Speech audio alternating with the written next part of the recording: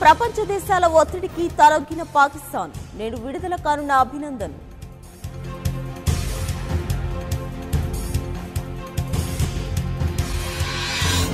క్షణక్షణం భయంగా సరిహద్దు గ్రామాలు తీవ్ర ఆవేదన వ్యక్తం చేస్తున్న ప్రజలు.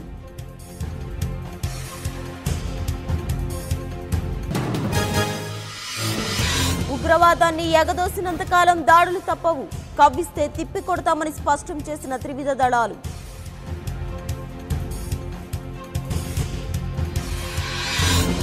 మసూద్ను అంతర్జాతీయ ఉగ్రవాదిగా గుర్తించాల్సింది, భద్రతా మండలిలో ప్రతిపాదించిన బ్రిటన్, అమెరికా, ఫ్రాన్స్. కేంద్ర కేబినెట్లో కీలక నిర్ణయాలు, జమ్మూ కశ్మీర్ రిజర్వేషన్ల చట్ట సవరణ, విశాఖ రైల్వే జోన్కు ఆమోద ముద్ర.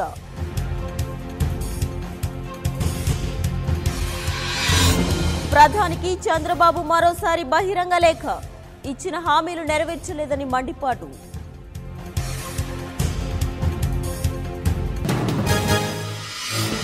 విశాఖలో ఇవాళ ప్రధాని మోదీ పర్యటన, కట్టుదిట్టమైన ఏర్పాట్లు.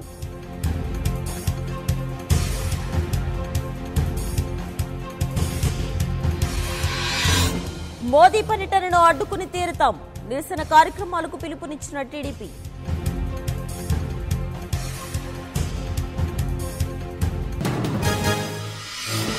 స్వలాభం కోసం నాయకులు ప్రజలను విడగొడుతున్నారు, నినాదాలతో ఎలాంటి మార్పు రాదన్న జనసేనాని.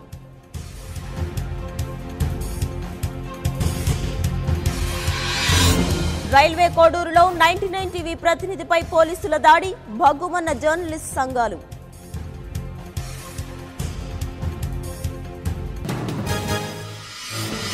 ఎన్నికలకు ముందు యుద్ధం వస్తుందని 2 ఏళ్ల క్రితమే చెప్పారు, బీజేపీపై విరుచుకుపడ్డ పవన్ కళ్యాణ్.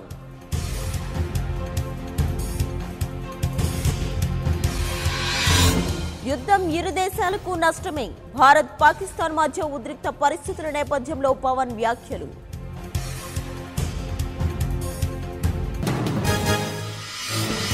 రేపటి నుంచి చిత్తూరు జిల్లాలో జనసేన ప్రజా పోరాట యాత్ర, రోడ్ షో, బహిరంగ సభల్లో పాల్గొనున్న పవన్ కళ్యాణ్.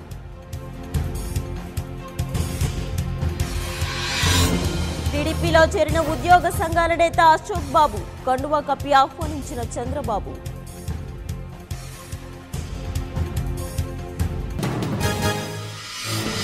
షెడ్యూల్ వచ్చిన 2 రోజుల్లో అభ్యర్థుల ప్రకటన, సమర్థత ఉన్న వారికే టికెట్లు ఇస్తామన్న జగన్.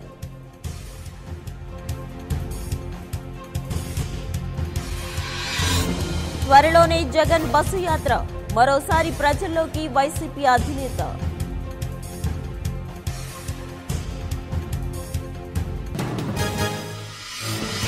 మంత్రి ఈటల చర్చలు సఫలం, సమ్మె విరమించిన జూనియర్ డాక్టర్లు.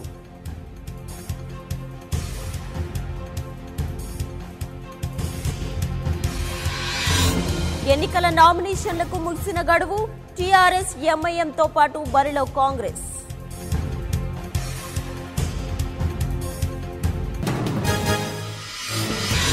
ఉండవల్లి వ్యాఖ్యలు అర్థరహితం, రాహుల్ ప్రధాని అవ్వడం తథ్యమన్న రఘువీర.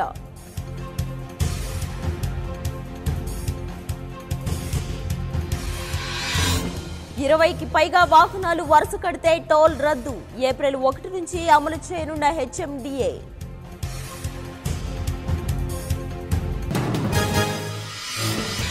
మహారాష్ట్రలో ఎన్కౌంటర్, 8 మంది మావోయిస్టులు మృతి.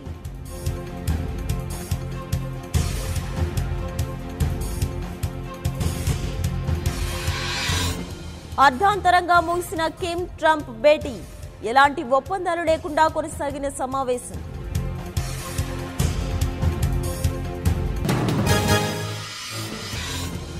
ముందుగానే దంచి కొడుతున్న ఎండలు, గరిష్ట ఉష్ణోగ్రతలు నమోదవుతాయంటున్న వాతావరణ శాఖ.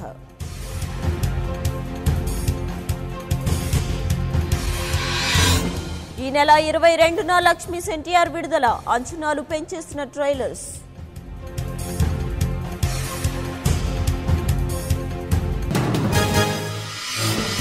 రేపు ఉప్పల్ వేదికగా భారత్ ఆసీస్ మధ్య తొలి వన్డే, హైదరాబాద్ చేరుకున్న ఇరు జట్లు.